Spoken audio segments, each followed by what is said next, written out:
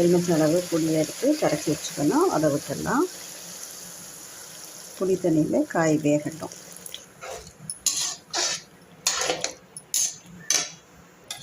கடலை நல்லா வெந்துருச்சு. ஸோ அதையும் இதில் போட்டுட்டு நம்ம அரைச்சிட்டு வந்த விழுதையும் இதில் போட்டு நல்லா கொதிக்க விட்டோம்னா கத்திரிக்காய் புளிப்பு கூட்டு ரெடி.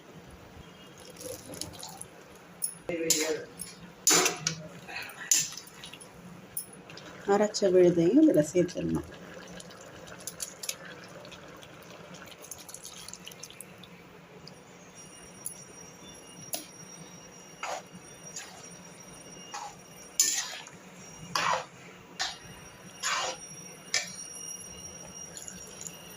இதோட கடலைப்பருப்பு துவரம்பருப்புலாம் வேக வச்சு விடுவாங்க, அப்படி செய்யலாம். பட் நான் இந்த பருப்பே போகிறோம், இந்த கொண்டக்கடலையே போகிறோம் அப்படின்னு சொல்லிட்டு